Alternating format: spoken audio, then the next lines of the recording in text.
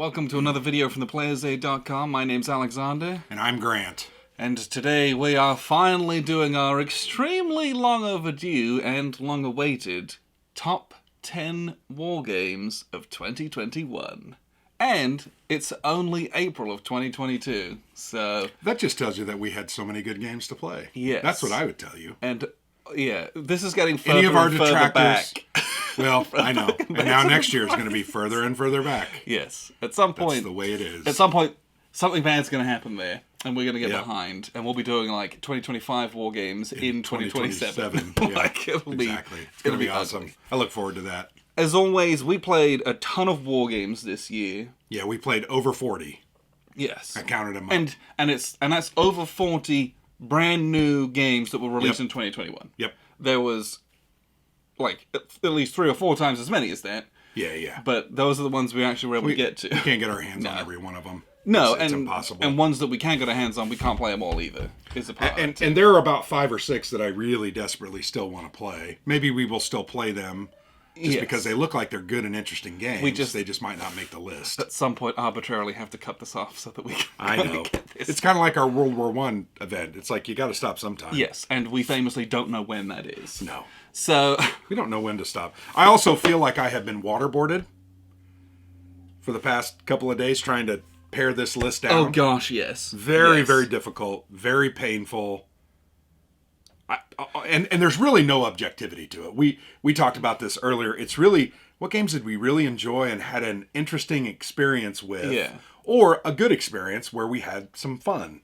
One of the games on your list, I don't know that I agree with you. Yeah. But it was an interesting and fun game. Yeah. And I'm glad we played it. And so I guess my top 10 is kind of like my top 10 favorite war games of 2021. Yeah. Not objectively the best. And I would say mine is that way. Yeah. Now, some of the ones are objectively extremely good. We talked about like, that. I kind of ranked more in like, how much of a good match was this for me? I kind of think. So take that with a grain of salt. Yeah. You know, everyone's got their own opinions. If you've played amazing games that don't make this list, that doesn't mean they're bad games. Or consequently, if we put a game at 1 and you thought it was total garbage, you understand that we had a different experience with it. We connected with it because whatever. Theme or the moment or when we played it or when we... I don't know. Yeah. Feel free to rage about it in the comments or keep it to yourself. Yeah. Either of those 2 options. Yeah. So, let's just dive right on in then. Okay. Do you want me to go no first? No fanfare, no... I don't think so. Okay. Because... There are, what I would say also about this list is some of them aren't necessarily true war games. Most of them are. At least on my list, but I would say a majority of them are really true war games. So that's a good thing. Okay, cool. And we'll allude to, we're also going to make a video, maybe not like a ranking per se, but discussing all of the non-war board games, a lot of which have historical themes, some of them don't, that we played that were new in last year as well. So there's more about like not as strict a war games coming out as well. So, you know. But that is typically what we play, though. We play historically themed or sci-fi. Historically themed or sci-fi games. We don't necessarily play Euro games that are... Those are much fewer and further between. Occasionally we do, but it's because our brother-in-law made us. And generally I prefer them if they've got a historical theme to them. Yeah, right. So, all that being said... Enough blithering. And there's been a lot. Let's get to it. We're going to dive on in. So, my number 10 war game... Number 10. Of 2021. That's copywritten. Let's not do that. I won't get in trouble. Is... Bring it. Napoleon's Imperium from Compass Games. So we played this at Basement Con very recently, and we played a 7-player game with this. It can play up to 8, so it's one of the few war games that can carry that many players. And the game itself is kind of like I like to think of it as Axis and Allies Napoleonics.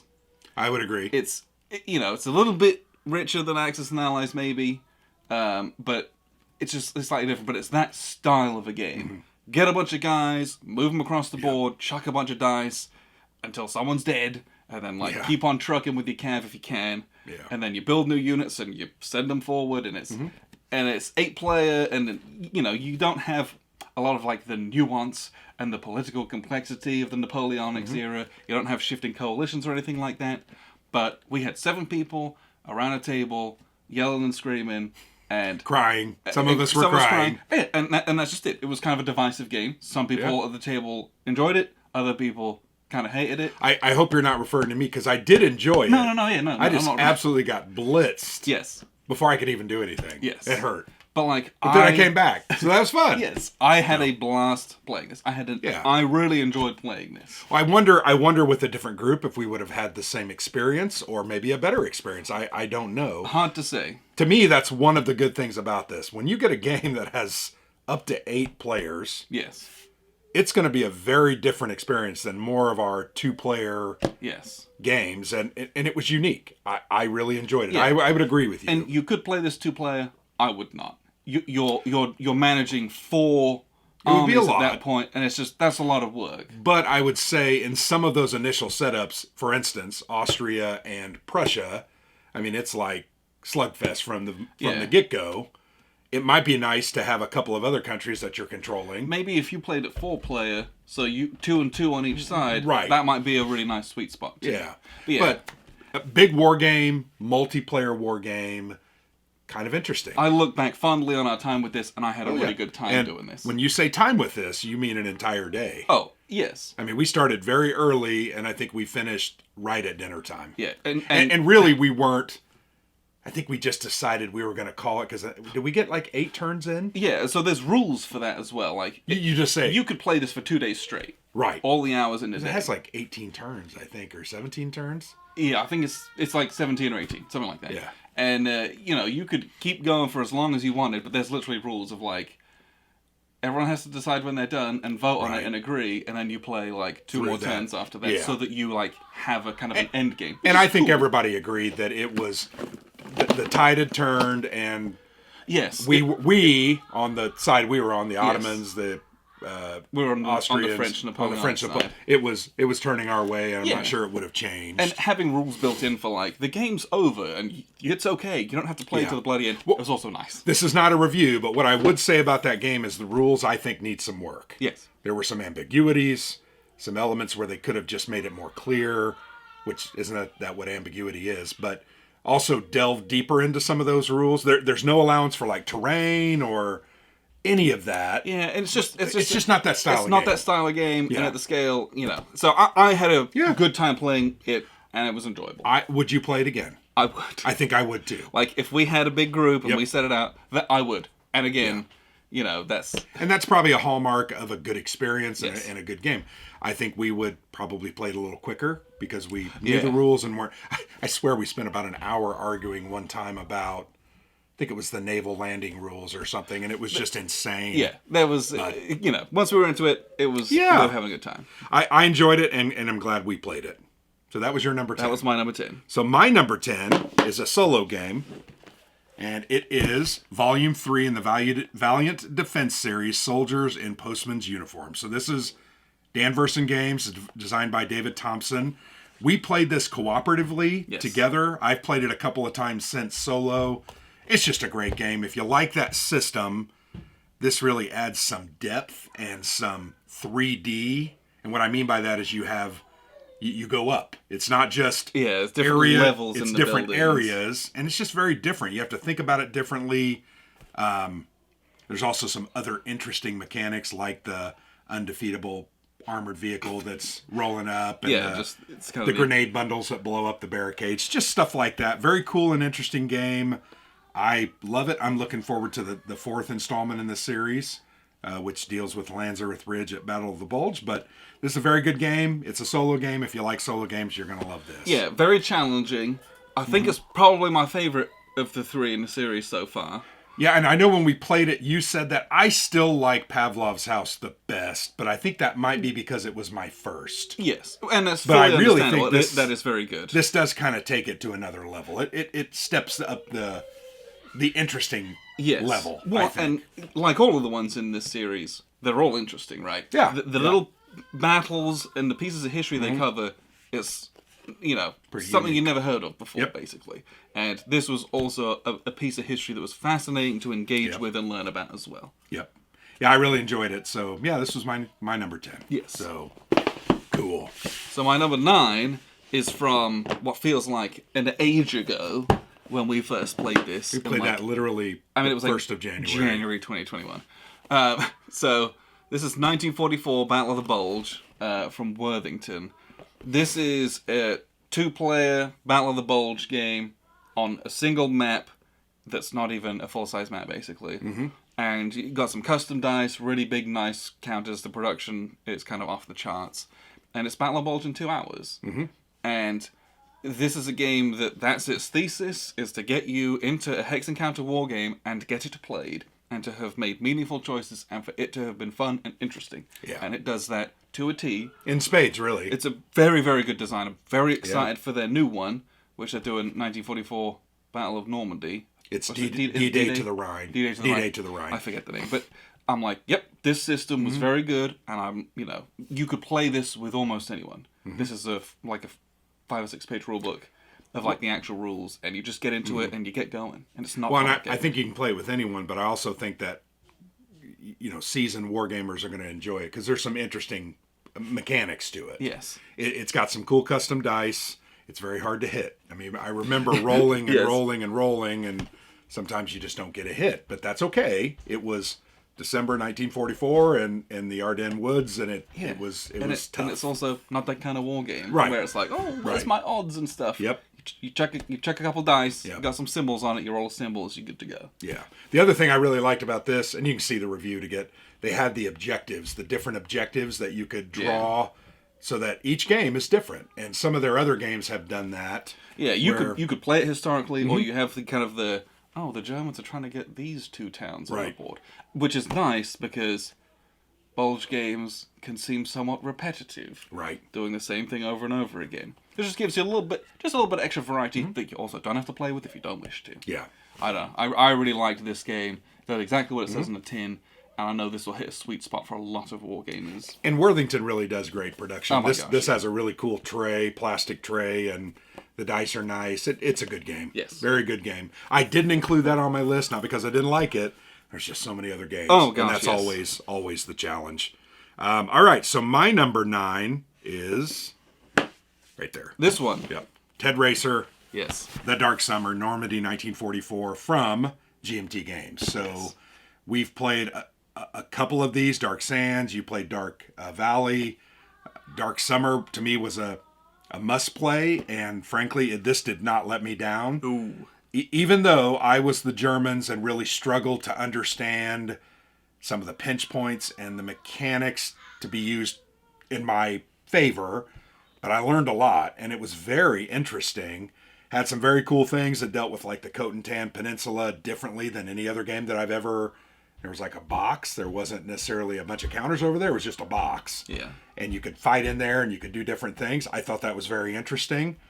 It includes the D-Day landings, but I think we both said, I'm not sure you needed that. Just line them up and... So, someone on BGG will create just like a post-D-Day setup. And right. I would recommend using that if it exists. But if you like a good Hex Encounter war game, this is a good... I think we played 5 or 6 hours and really enjoyed it.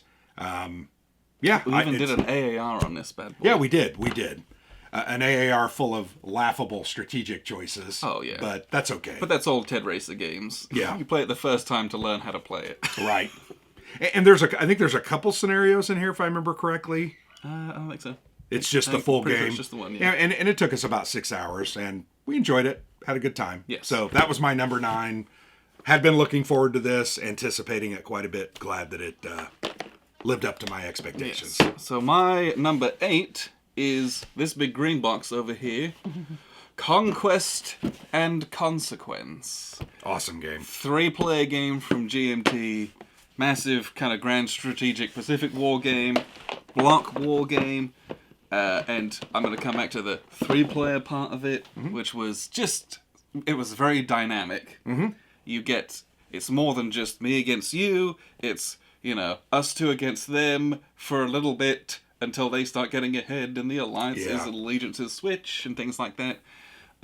This has a very, very interesting and integral to the game handling of the Chinese Civil War, which, frankly, this was one of the most interesting treatments of that within a Pacific War game at least. Well, it was so unique that I thought it almost made the game for me. We've enjoyed the system, part of the game as well. but I thought it was really well done. It wasn't just an afterthought that they kind of tacked on whilst we're doing big US and Japanese fleet actions. I mean, it's a huge part of the game. Oh yeah, and and on top of all that, you get all the good old fashioned triumph and tragedy, tech research, and economy system and all that stuff. That's really really cool. And also, going back to, I had such an enjoyable time with this. We had Ryan from Cataclysm Now down. Yep. And just playing a big 3-player war game all day was a really good time. But this game, and so this is a discussion we've had a number of times. Do I like this more than TNT? My answer to that is yes. I think I do. I think I would say the same, but TNT is also very good and almost a classic. It's a different theater, so it deals with different issues. You don't really have a lot of Navy. You have some, and you're worried about some supply points. It's more limited. It's a lot of land war. Yeah, but this was, it was half Navy, and then the other half was land war. So it was kind of the best of both, and I just thought it was really interesting. I love the card dynamic in that game. Yeah. The multi-use cards, just way cool. Yeah, I think all the stuff that they added to the TNT kind of core was almost all net positive stuff. Yeah. They didn't throw in something where you're like, that's kind of dumb, I wish they hadn't done that. I had a really good time playing this, and number 8 on the list. Yep. Absolutely. This one appears on my list, so I'll take it over here. Put it over there. Yeah, I really enjoyed that. Absolutely would play it again. And I would have Ryan down again. Yes, absolutely. And play it again. Sorry, I'm having to refer to my phone. I didn't write it out like he did. So, my number 8. Right? Isn't that where we're at? Yes. Number 8. So, my number 8 is look at some of those counters. I'm not sure we put them all back. That's not good. They're just not backed. They're just not backed up. The Grass Crown from Hollandspiel. So, this is a follow-on, totally different time period, but they're with it or on it. Shields and Swords Ancients, I think is the series name. This is a follow-on, deals with the Roman Republic and a lot of those battles. But it's just a really cool, interesting system where you have these little tactics chits and you're trying to make decisions about how you're going to move your formations up, keeping their integrity alive so that they can attack. And then once they take hits, man, it's like dominoes. If the front guys fail, you can easily fail morale rolls all over the place if you don't have key leaders or elite troops there. I just love that. I love trying to kind of make up the quality of my fighting formations. And plus the system, I think, is easy to understand, interesting, and man, those tactics jets are just great. Yeah, it's They're 2 players, battle lines, 60 minutes. Yep. Right? And there's a dozen scenarios in here. You can play this again and again and again. More than that. I think it's like 16. Okay. I could be wrong about that. I remember it was 6 in the original game, and they put a bunch more in. A bunch more. But anyway, there's a bunch. Yes. There's a bunch.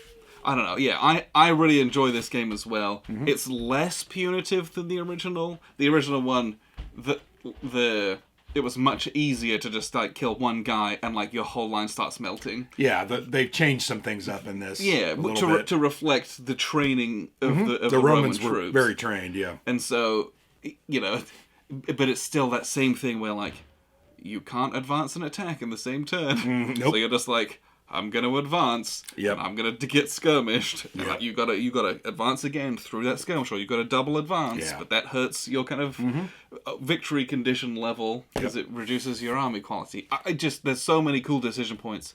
In 60 minutes. Well, and I think that's one thing I don't like about a lot of war games. It's I'm running all over the board and I'm attacking as well, and this you can't, because move and attack is the same chit, just front and back. Well, so you can't do that. And movement in this is very strict as well. You can literally only move forward. Right. Like that, you can't move to the side. Except if you're horses, you can kind of run around. Yeah, which they added for this, which makes sense. But in some other battle line games, you can kind of do some weird, silly things with that. Yeah. To keep it 60 minutes, they're just move forward and attack each other. Yeah. Just like they did. And so it's such a cool game. Yep. Amabel did a fantastic job with this game. The series is great. I hope they do more, because I'll probably anticipate those as well. And yeah, I really enjoyed this. So great game. My number 8. Yes. So and it's on your list as well, right? It is not. No, it's not. That's an honorable mention for me. How dare you? I know. Again, that speaks to the difficulty of this. Speaking of difficulty, I'm going to talk over the largest box in my collection. That's not true. It's close to it, though. Old School Tactical will give it a run for its money, but... So this is Assault Red Horizon 41, which is a game we also played fairly recently as well. Tactical game out of a brand new company out of Germany called Assault Games. A really cool tactical system. There's a lot of tactical World War II systems. This one, obviously, it's 1941, East Front, so it's Russians and Germans. And it's just a very clean system. And for a new war game company, for their first outing, this is extremely well made. I felt like it felt very mature. Like Absolutely. Someone who was seasoned in war games and tactical games specifically designed this. I don't know if Wolfgang, I don't know if that's the case, but he knocked it out of the park. I felt like this was a fantastic system. It's on my list as well. An unconscionable amount of scenarios in it. Yeah. And, variations of setup within those as well. Yeah. To the point at which, other luminaries in the industry are going to be annoyed because they're like, I just put 6 scenarios in it. You're like, this is a bunch. You could buy this and you could play this as the only game for the rest of the year, and you'd never play again. That and Grass Crown, I don't think you would need another war game for 2 years. Really, it kind of feels like that. The other thing I really liked about, there were 2 things, and I can talk about it on my part too. The custom dice were really cool. Yes. Colors. The color meant they were better, so I think the red were the best. Yeah, it was red, yellow, green, blue. And they had less hit faces on them, and that was so well done. I also really enjoyed the fact that your formation cards are going to be different all the time because you're going to be told, get a medium tank formation. Yeah. And you're going to draw from 6 or 8 different formations, and that's what you get. So it's not static for each scenario. It's static only in the fact that, it's a medium armor company or whatever. Yeah. Some of them might have a couple armored cars with them or a couple of Panzer Grenadier or whatever it might be, but you're going to get a couple medium tanks and they're going to be different. It was so cool. It's very cool. The system is very clean, and tactical systems famously are very crunchy, I feel. Because you got to regulate small arms and combined arms and making fire teams and line of sight and all this mess. I didn't feel bogged down by almost any of that in this game. I thought it played really cleanly. I thought the rules were very transparent, and I appreciate that. And again, very well produced as well, considering. Yeah. But once again, I would say a maturely designed game that really is knocked it out of the park for their first game. Really cool. Huge game. And I know he's working on kind of additional content for that, whether it's on the East Front or if it's going to take it to West Front. I don't know. You could do later. You could do anything. Oh, yeah. But very, very, very good. All right, so that was your number 7? That was number 7. Number 7. My number 7. We're going to argue whether this is a war game or not. I would say it is. We're not going to argue. Because it has a die roll in it for combat. So, anyway, Red Flag over Paris, the Paris Commune, 1871 from GMT Games, designed by Fred Serval, also a rookie game designer. Yep. We've talked to him. We've kind of followed him. He's got a really cool podcast or YouTube channel called Homo Ludens, and he's really got it going on, and this game's got it going on. It's an entry in the Final Crisis series. Fort Sumter by Mark Herman was the initial game. This takes that system, kind of churns it up, and spits out a very unique take on that system based on what the history of what was going on at this time period. So really enjoyed it. Card-driven game. You're putting influence here. You're moving stuff around. You're doing a little fighting, which was cool. Area adjacency is very important. That was never the case in Fort Sumter. Everything was just place wherever you want, basically. I really liked those elements. I thought this was a very unique experience and had a great time with it. I really did. Yeah, this was an excellent game. Yeah, to me, it's not a true war game in that sense, hence it's not on my list. But, if it was it's a fantastic game. If this checked the war game box, it'd be really high up there. Yeah. It's a very, very well-made game. And, plays in 40-45 minutes. If even that, it's more 30 to 35 minutes once you understand the rules. It's a game that fits into everyone's collection. Yep. And again, kind of like Soldiers and Postmen's Uniform, a topic I didn't know all that much about, other than the name. Yep. And was a really cool learning experience. And there's a whole bunch of like history notes and stuff in the rule books as well, which is always great to kind of get a flavour about that, and there's a bibliography in the back if you want to learn more too, which I always appreciate about topics I don't know anything about.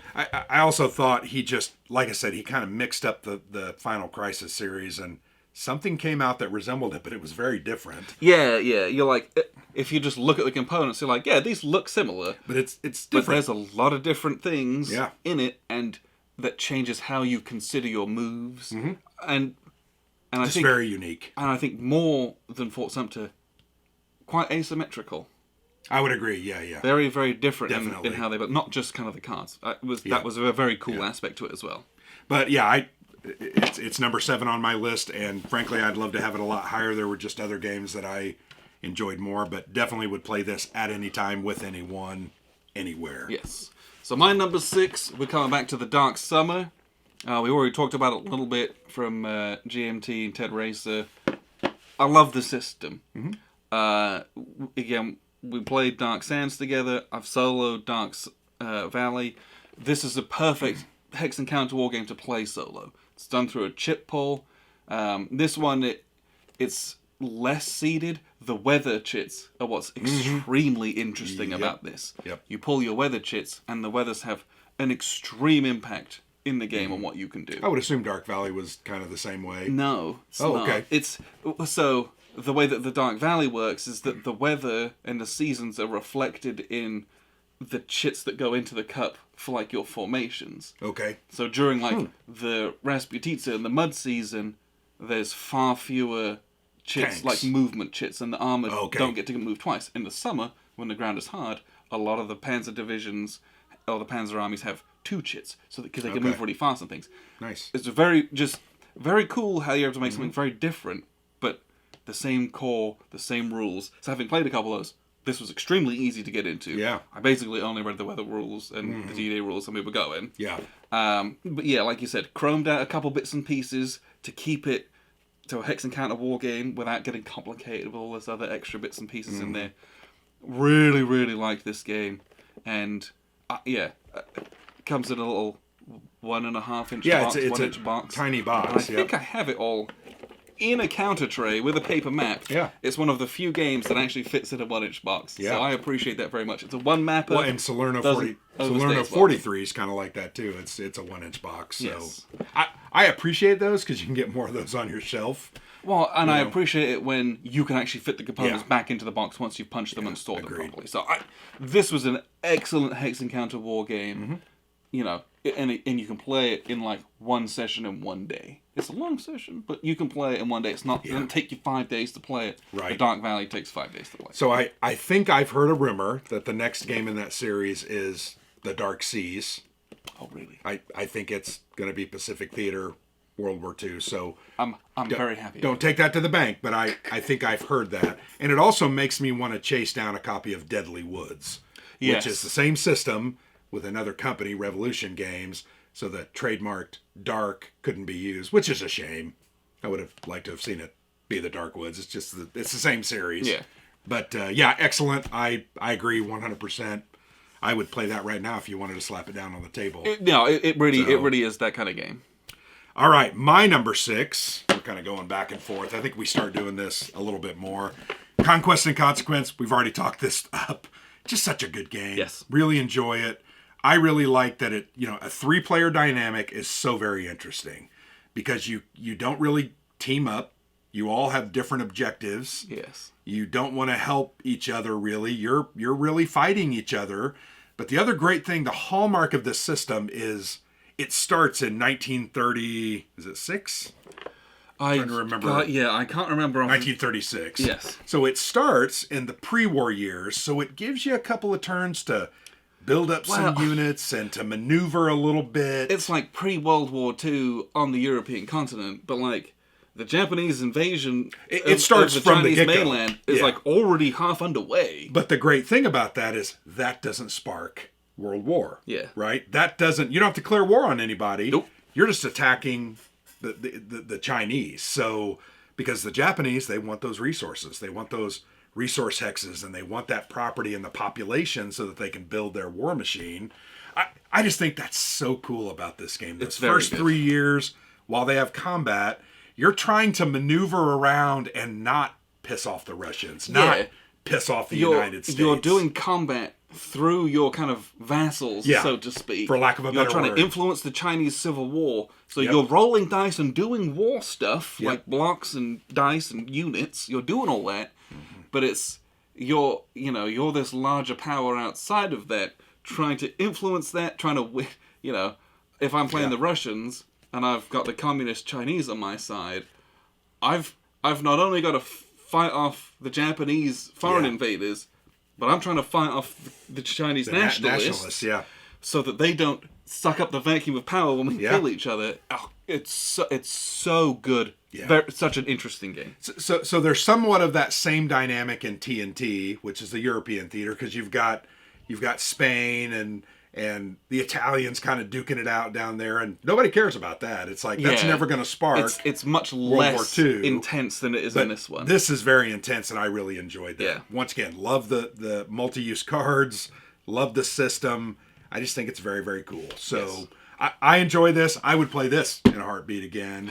Throw it down, get another player, and enjoy it. So my number 6, Conquest and Consequence. So my number 5 is The Lamps Are Going Out, second edition, which I feel is kind of it's a bit of a cheat. Yeah, but it's that good. Yes, and we had never played it before. Yes, I agree with you. So it's a bit of a cheat. Send the top 10 police round. Arrest me, please. This is a grand strategic World War I game from Compass Games. So good. I cannot tell you how good this is.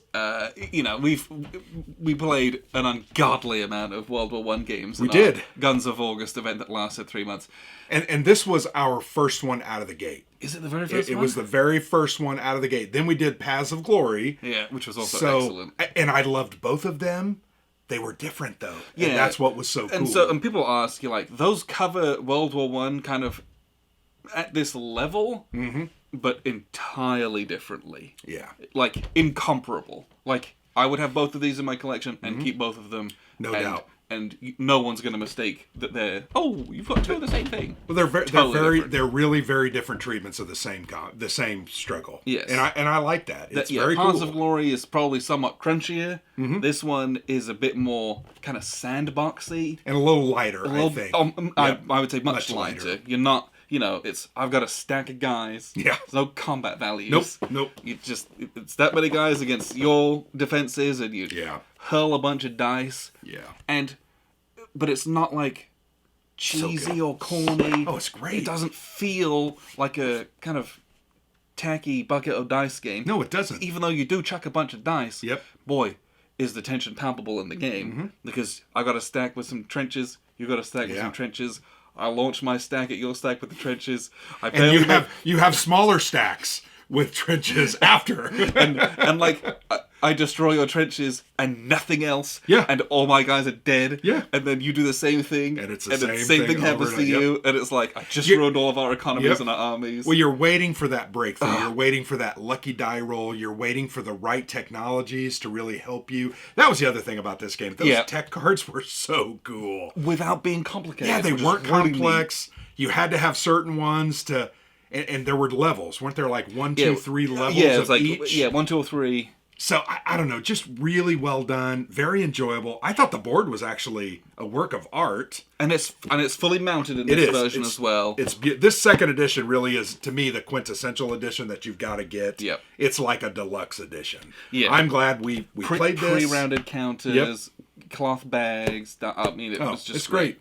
Yeah, this was an absolute blast to play. No doubt. And also still felt like a World War I game, though. It did. And it's the full European theatre. So you're also like, engaging in like I remember Austria-Hungary trying to go into the Balkans, and it was just like, what a nightmare. Well, that was a cluster. And it's stuff that like you don't often get to or isn't emphasized as much in some of the other games where it's like just Western Front trenches and stuff that you just lose out on. Because I think some of that's the more interesting parts of the war that you don't, doesn't have a light shed on it as much. Brilliant game. Yeah. I loved it. It's on my list as well, so I'll just take it back over here. I feel weird that... That was my number 5. Your number 5. So my number 5, Captain C. Oh. Such a great game. Such a great pun. Yeah, right. Captain C or Captain's C. Yeah. So, just a unique war game. Captain C from Legion Wargames. This is an Age of Sail game, and it is a unique Age of Sail game. It is ship v ship. One ship versus one ship. One ship versus one ship. It is not 15 or a fleet of ships. It's one. And the system is set up that way, and you might be saying, well, what the heck? It's just really cool, though. It works. So very interesting. You're managing your crew, your sails, your different shot. You have like chain shot and fire shot and all that stuff. And it's just you're fighting the wind. And that was the thing I think I enjoyed the most about it, is just trying to understand how the heck am I going to get on your broadside with my right cannons that I've loaded up, and I can't get across this wind. It's just too bad. But it's awesome. Really great game. The minutia of this game, of what orders are available for you to select based on your positioning and facing into the wind. It's incredible. There's like 5 different sets of orders. Yeah. And that might seem really difficult or too much, but it just works. Once you go through it a couple times, you're like, oh, I totally get it. And now let's do it. Once you've sailed into the wind once. Yeah. And once you've sailed with the wind once, you're like, okay. Yeah. let's do this. Brilliant game. We haven't played many Age of Sail games. No, that's also fair. This was a really good representation of that. I would love to go off and play some more. I mean, there's Flying Colors from GMT. I'm sure there's others out there. And a lot of them are like bigger fleet actions, so you miss out on them on like how much of my crew am I going to assign to this and to this, which is a really cool aspect of this game as well. Well, when your crew starts dying too, you don't have enough guys to do everything, and that was very unique. And I guess you just never think about that, right? When you're doing something like this. Oh, I gotta have guys to fix up the ship and load the guns and batten the hatch. I mean, and you don't have those guys because they've been killed. I physically can't take the sails down. It's because they're all the guns. So well done. Good. I felt bad. We had multiple problems with our audio. On shooting. That was so annoying. We shot after playing, all night. We shot a review and it didn't record. Yeah, the audio was like unwatchably bad because my audio cable was broken. And then I think we fixed it, and we still had a little bit of a problem. So it sounded like it was heavy raining. So it's still not good. But I wish we could go back and do a clean review because man, it's worthy. This game is worthy of a good review and a good look at the system. Amazing. Really enjoyed it. So and Legion just does a great job. I mean, look at the box. It's just so cool. Who doesn't like for it? A little company? And it's just him and his wife, basically, and a couple designers. And it's just fantastic. Yeah. I loved it. Excellent. Mike Nagel was the designer, right? It was, yes. Yeah. So that was my number 5. So my number 4. And I would love to have that higher, but the 4 below it, I think, are just the top cream of the crop.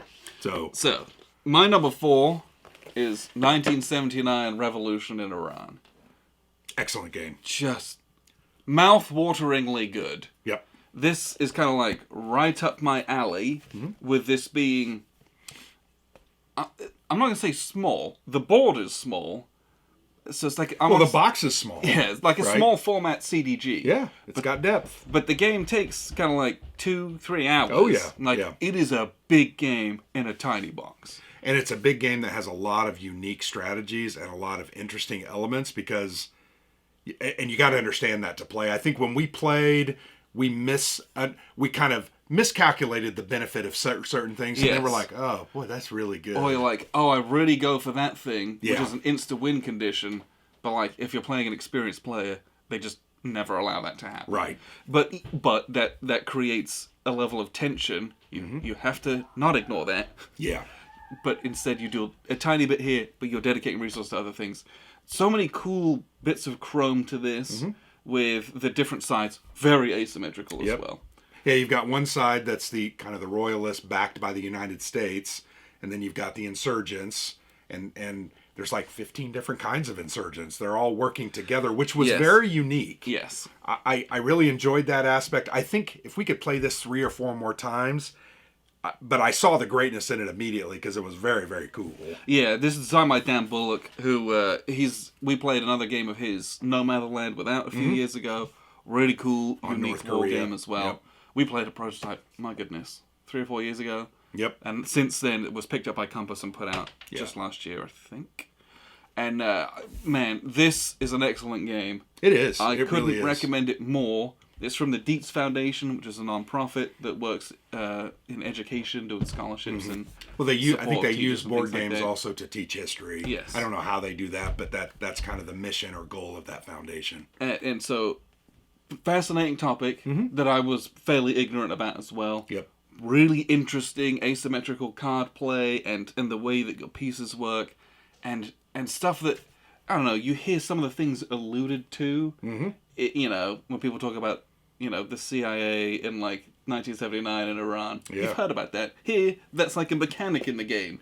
And you also see some of those personalities that were involved in that, and they have different abilities. And when you use them, the really cool thing about it is when you use those powerful cards, they hurt you for victory conditions. Yes. The U.S. cannot be using those guys in the open, right? It's like you've got to kind of work in the shadows, but when you use those cards, it's like they go out and they do something, and it's like, oh, everybody knows. So the royalist player is like employing them and guys from MI6, and it's like they then have to shred the paperwork and burn the evidence. So you have to go in and like try to throw cards away, which is extremely expensive. And it's very hard to do. And so the cost benefit analysis of how you do that is always a cool part of CDGs, but it's like extra cool, and it's just a really neat bit of theme where you've got this like stack of really ugly secrets you're trying to get rid of. I think that's such a neat part of this game as well. So, and production wise, this game is just fantastic. The only thing I didn't like, because I had to put the stickers on, the sticker sheet just wasn't like cut all the way through.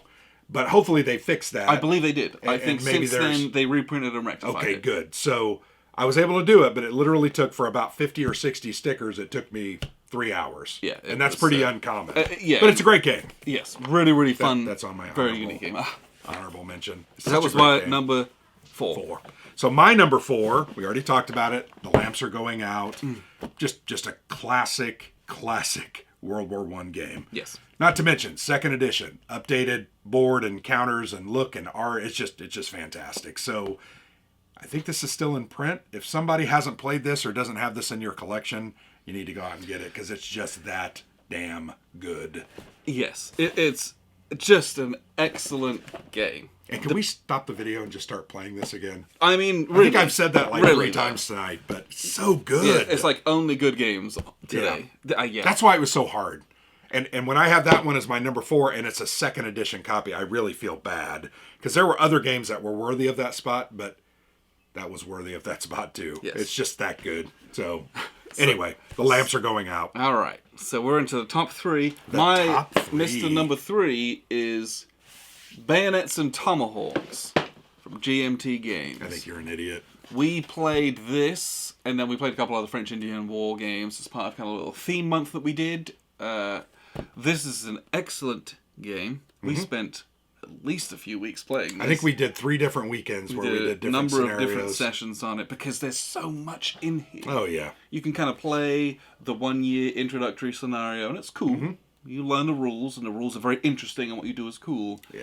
But when you start getting into the multi-year scenarios, where you guys have to go home in winter, and attrition happens, and you get to, like, redo all this stuff, and then start campaigning again the next year. Oh, what a game. And to me, one of the things that makes this game so unique is the card play system and the different units and how they're classified on the dice. Yes. Because they're custom dice and they're shapes. So your irregular units are like triangles, and your Your regulars are, I think they were squares or something, and yeah. But it's just so cool. The artillery were circles, and it so well done. The graphic representation of those units that translated to the die. And we had some trouble with the combat rules, kind of our first couple of battles. Well, yeah, but that's part of the reason that we spent so long with it, is that, like, this game feels like it was designed in a vacuum. And so every unit interprets the dice differently. Yeah. So, if I'm a cannon and I'm shooting, what you hit and the priorities that you are able to hit things is different from if you're, like, a regular infantryman. And so there's a lot of complexity to that, but it's all on one page of the rules. Like, it is, and it's very clearly laid out. You just have to follow it. Yeah, you just got to kind of reference it, remember, and eventually you get it. Yep.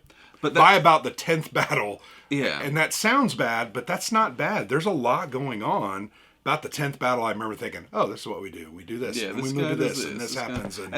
But you can build roads in this. You can lay sieges to things. Yep. You send out your irregular units going out scouting, raiding, and all the things that you and both sides can raid, which is fairly unique. I don't remember Wilderness War both sides being able to raid. Maybe they could. Or if they could, it's very limited. Yeah, but I felt like in this, both sides had the ability to raid.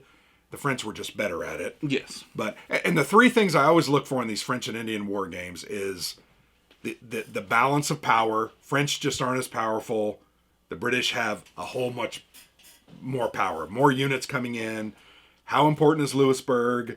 And then the frontier stuff, the raiding, the movement, and it's all here. I think Mark Rodrigue did a fantastic job. This was his first game, or at least first game that I'm aware of. Yeah.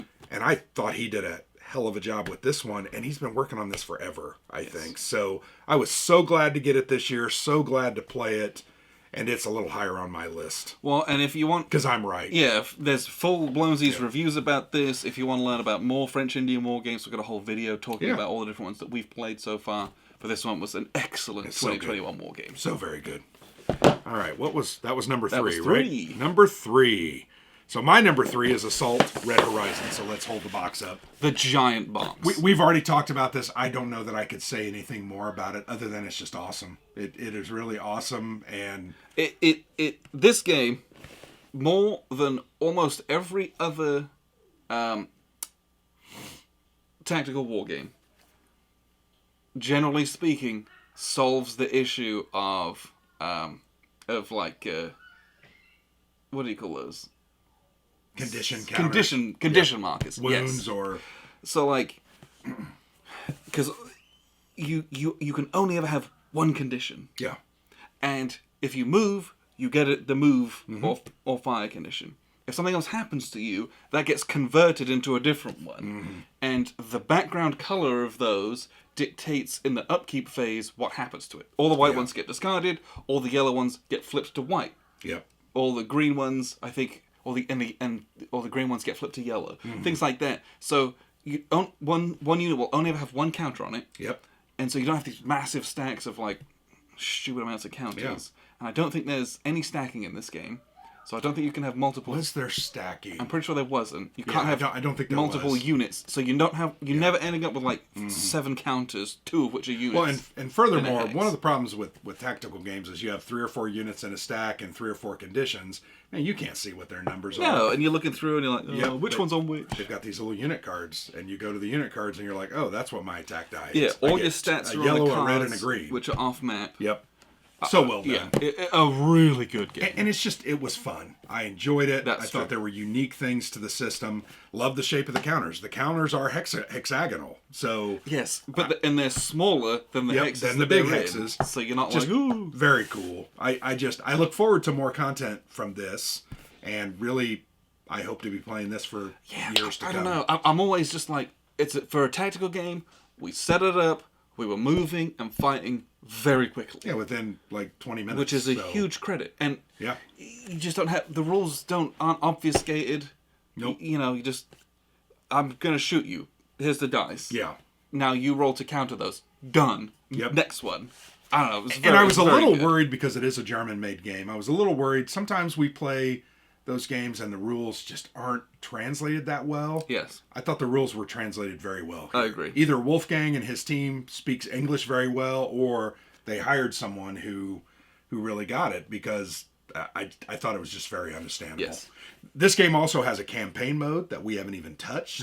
Yes. And it's just amazing. There's so much in this box. I just think you could play this for years. You could. So You really that was could. my number 3. Really enjoyed it, and really glad we played it. We kind of played it late, and I was kind of afraid we weren't going to get to play it, but we finally got to it, and I'm like, oh yeah, that was well worth it. So my number 2, again, we've already talked about Captain C from Legion Wargames. This game was mouth-wateringly good. Mm-hmm. I loved everything about it. I loved the maneuvering aspect of it. You really felt like the way that you were allowed to move felt like there was wind going across the board. Yeah. If you're pointing in this direction, you can turn this way or this way. You cannot move that way because you physically wouldn't have been able to if you're actually sailing a frigate. Right. Or if you're sailing into the wind, you basically can't do anything. You're just choosing which direction you slightly get blown. Yeah. To which, after that, some time passes and you're able to do that. The movement system uses this relative speed, which was actually very, very unique. Yes, it's not, and made a lot of sense. You don't have it's not a fixed kind of area map where this is where I am right now, and this is where I am, and I've got a movement of 4. It's like your position compared to mine, with regards to the -1 or whatever. With regards to the wind, affords me more activations this turn versus you. So if I'm in a good spot, I've got 10 or 12 activations. And if I'm going against the wind, I've probably got 3. Yes, and so you can't do that for long. And there's this little calculation you do, and it's relative. So I can do this big old move like this, and you're limping along, and so that's how you get to outflank people and rake them with fire. Gosh, it's so cool. Yeah. And you get to load your guns with whatever type of shot that you want. Always a cool thing. And then when you fire, there's an accuracy table. There is. And, if your shot goes high and you've got ball shot, you ain't doing anything to the sails. And if your chain shot hits their holes, hits the hull, nothing's happening. Bouncing right off. That was the other thing I thought was so very cool. Our ships were so asymmetric. I just thought that was very well done.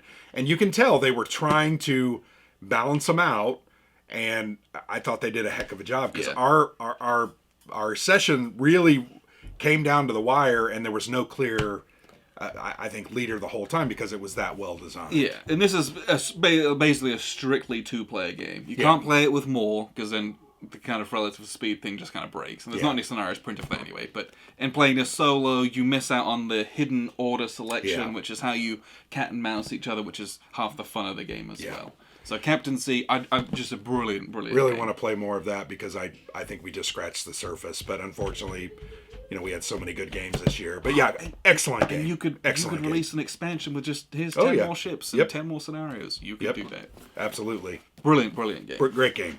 That was your number what, 2? 2. Wow, my number 2. So my number 2 is there. Aha. So, Atlantic Chase. Probably, I'm not going to say probably, definitely the most unique war game I've ever played. Sure. That's a very fair statement. I think it looked at the time and position of units on the open sea as a relative thing in some ways, and you had to hunt those things down and understand where you're going and what you're trying to do. It was just so very unique. You had to think about things differently. And it's not clear. I'm not out in the open where you can just come and attack me. It's not that kind of game. Although it does have that combat, tactical side of combat.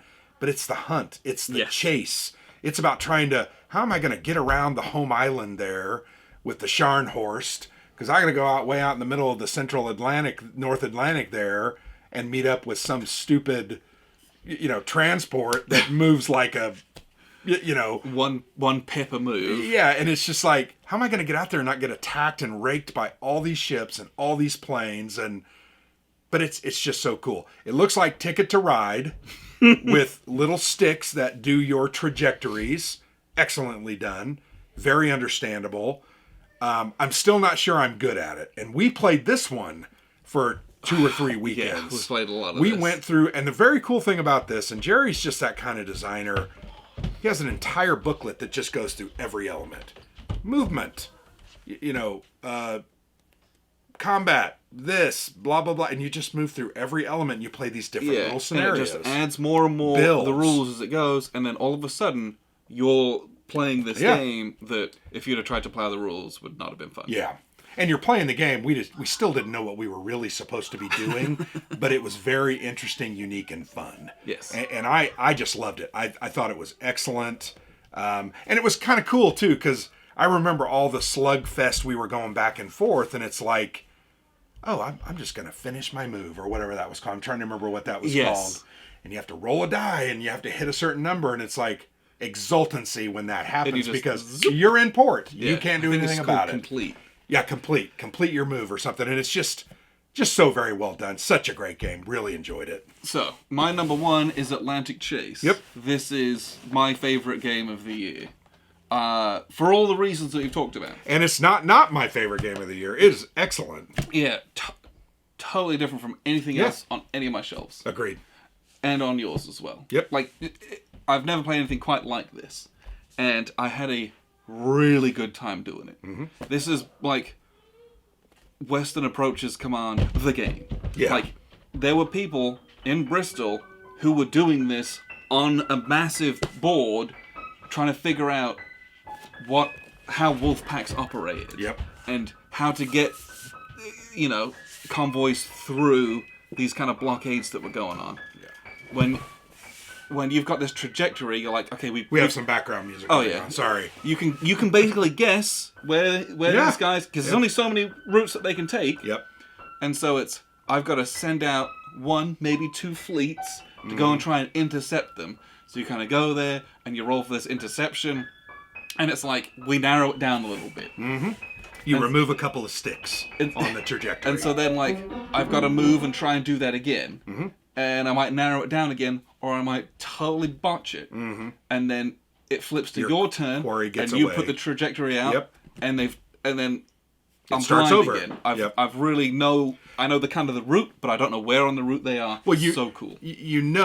Point A to point B. There's only a couple ways you can get there, so you know where it's going. You just don't know where they are along that trajectory. And I just thought that was so unique. It's almost like a time travel game. I hate to say that. I know what you mean when saying that. It's like, I know it's going to go here, and I got to figure out where it is, and there's so many actions to do that, and then there's so many negatives to it as well, depending on weather and what's happened before, but it's just so unique. The thing I loved the most about this game was how it built on everything, and the early scenarios are very different than the later scenarios, and I just think that's so unique and interesting. And this is volume 1 of the Intercept series. I would love to see what else they do with this. I would love to see. Who knows what's gonna? But it's just that excellent. It's very hard for me not to put this number 1, because it's really just 1A and 1B to me. I because it's just so fully good. Understand why you'd say that. Yeah. So Atlantic Chase good. from GMT, I think it's back on P500 for the second printing. Yeah. Because this sold out almost immediately. Right. So, if you want to get it, first off, the P500 price is great. Yeah. Because, this is it's a big game. There's a lot of wood in there. There's a lot of... massive, a lot of paper. Mounted map. I mean, it's nice. So it's very nice. It's well worth the P500 good price. Because you're never going to have anything on your shelf like this. No. That's the Captaincy and this, they are just so unique that... I almost feel like wargamers have to have those on their shelves. I'm jealous. I'm not going to have that on my shelf. Or it's like, give it a go. Yeah, right? just give it a go. Give it a go. See what it's about. Because, it might not be for you. It was right. That was definitely for me, though. That was everything I loved about that game. Yep. And my number 1 is Bayonets and Tomahawks. We already talked about it. This game is just so fantastic, so deep. Love custom dice. Love the symbols and how they match. Love the rules. Love the card play is so very cool. Yeah, it's just so well done. I don't even know how I don't even know that there was anything about this game that I didn't like. Yeah, it was just fantastic. I remember when the first time we played it, where we were just trying to learn it. Yeah, because it's so different from a lot of other games. It was like this was the first game in a while where my head kind of hurt afterwards. It did. Where I was like, man, I had to concentrate a lot to try and kind of learn and figure out what I'm supposed to be doing here. But then we played it the next week. and and you're like, I'm familiar with the rules, so now I'm just caring about the strategy a bit more. Yep. And so you slap on the Last of the Mohican soundtrack. Yep. And you send out your raiders. Yeah. And you like march on a fort and you siege the fort, and that took almost an entire year to do. Yep. And you're doing that with these cool card play mechanics that you draw one and you have one in reserve. So you have like two cards to choose from. One of those and keep the other one. Yep. And that tells you the number and different types of units that you can activate. Move and do, and it's without getting bogged down or feeling kind of Euro-y. You know, think about a similar type of card system. It's different. Is the Birth of America series from Academy. Yeah. I get a similar type of vibe, although this is very different from that. Everything else. But just that little card play is that similar type of thing where it's like, I got some cards. Yeah. And this is what I'm allowed to activate. But the way this does it is a little bit different. But it doesn't feel corny. It doesn't feel light. This is a very intense war game. Yeah, it's awesome. And managing all of your stuff from your, logistics, so to speak, which they're not really in the game, but like keeping all of your stuff intact, keeping guards at home to protect your lands, but also having enough to send out and still be effective. Yeah. Building a couple roads so that you can truck units up areas that were previously much less accessible. And the French are not a powerhouse. They just aren't. No. And you got to understand that when you're playing this. But you got to hold on to Louisburg. We fought tooth and nail both times we played over Louisburg, and it ultimately was the key to both of those games. And so that tells you what you should do with it. So very cool. Loved it. I just think this year was a banner year for GMT. I think it was a banner year for us because we played so many good war games. And I know we have some kind of honorable mentions because fitting we do 40 or 45 great games into 10, it's just next to impossible. So do you have your... I'm just going to do them all. And we're not going to talk a lot about each one of them. So this is Walking a Bloody Path, Fallen Timbers, 1794. Fantastic. Little baggy folio style game. Small little battle. Just beautiful artwork, first of all. But these games have a kind of a small little pamphlet style rulebook. You set it up, you play it, you roll some dice, move some units, asymmetrical units, asymmetrical sides. Here's this little formation we're going to activate. We're going to do these things here. It's a small format game, looks beautiful, fun to play. Well, and the other thing that I really like about that game is I like the card system. Yes. You know, you're using a regular deck of cards, face cards. You take out certain ones. And you're kind of warring off to decide who wins and then how many activations you have. And it's just very well done. And uses a lot of counters and conditions because there's low ammo and then there's disordered and then there's wounded but it's such a good game. We've played I think 3 of these now and I love all of them. Yeah, they're just absolutely fantastic. They're just a good fun small format little game as well. Those are really cool. The other one I got here is Keep Up the Fire from Worthington. This is the Boxer Rebellion. This is a deluxe version of an old States of Siege game, so it's another one that's kind of cheating, I suppose. You kept the sleeve on there. Sure. I think I got rid of my sleeve, but... I don't know. I just kept it. I really enjoy States of Siege games, generally speaking. This one was also something where I frankly didn't know anything about it. And so it was a great learning experience. And it was unique too, right? Yes, and an extremely punishing game as well. So you're going to keep coming back to try and beat this, which is not impossible. But a very cool game. You've got kind of regular States of Siege, but you also have this like mini States of Siege on the side where you're marching this relieving army to Peking.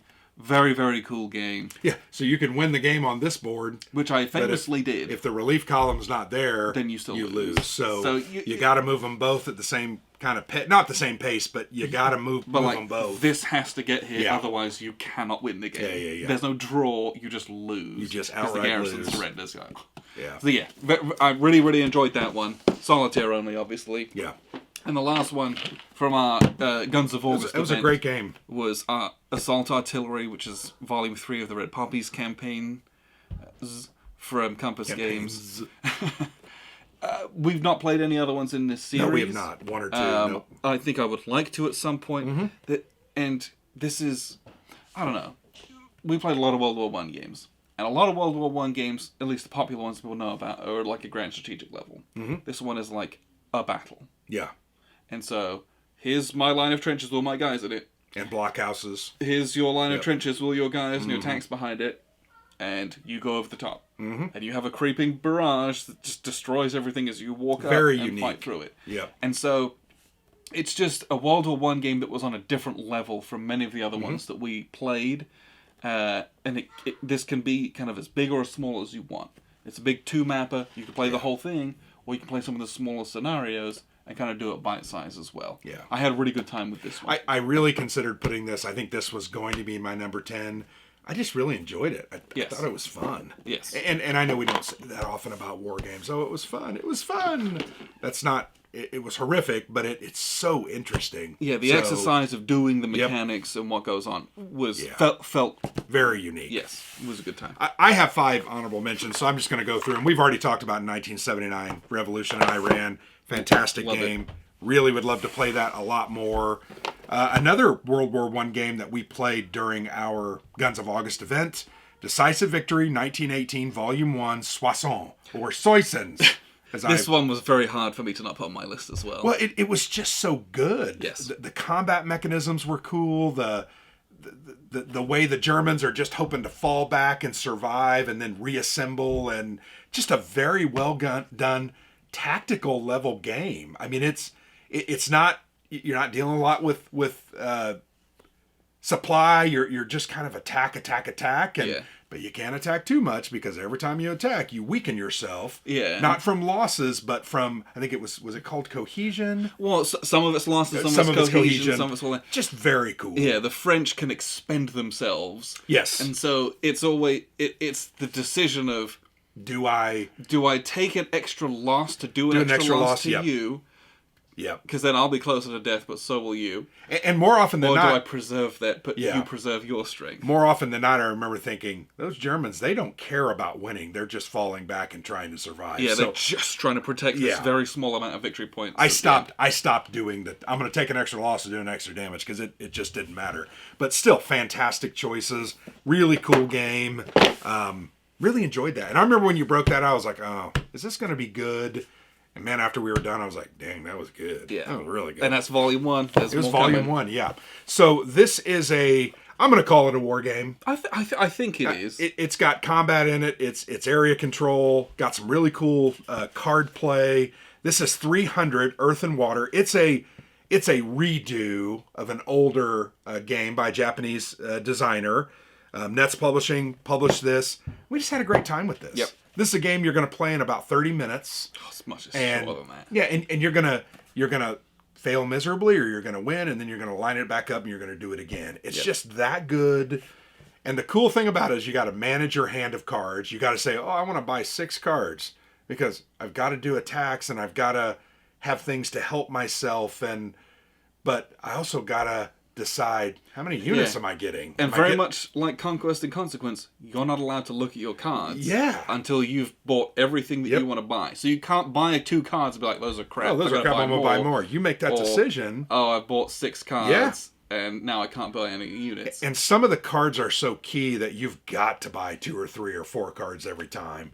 Very unique game, very easy to play, very interesting. And it's actually the first game in a series called Combat Rations. Yes. I think they've talked about doing another couple of these. I'm looking forward to it. So really enjoyed it. It's a great little filler-style war game. Yeah, 30 minutes. You play a big game, you play a small game. Agreed. Done. Yeah, done.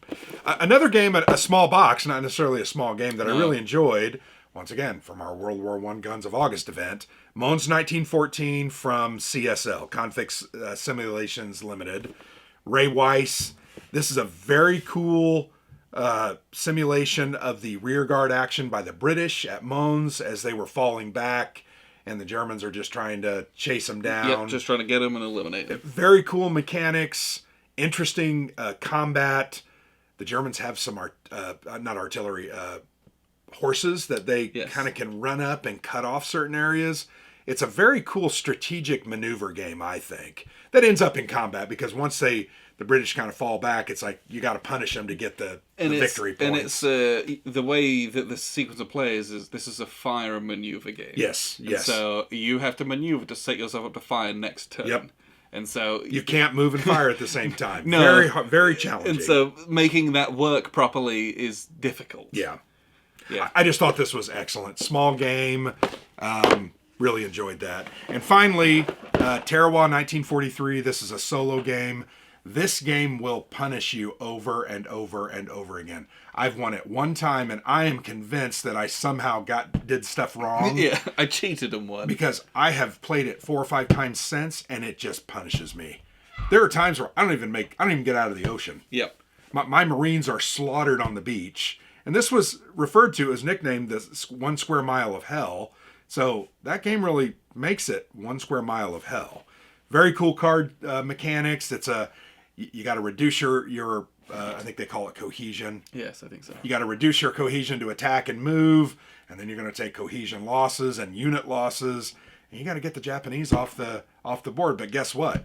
If you lost half your guys, you lose. Yep. No matter if you got everybody off or not. It's a game where you got to push. You got to push smartly. You got to do some strategic things. You got to use your cards well. I really enjoyed it. Yeah, I played this one too solo. It's a light war game as well. Yes. So, you kind of, you roll a couple dice and you screw it up first turn. You're like, Yeah. let's just set it up and pretend that didn't happen. Go again. So it's not like you spend like 2 hours and then you're like, oh, I got hosed. Yeah. It plays in about 45 minutes. Yeah. And it uses the system. It's kind of the system used in Freeman's Farm. The dice system. Yeah, the dice very system. Similar to that, yes. I think it just works. And the solo, as the solo player, you're trying to match up pairs of same results on, say, 4 or 5 dice. Very hard to do, by the way.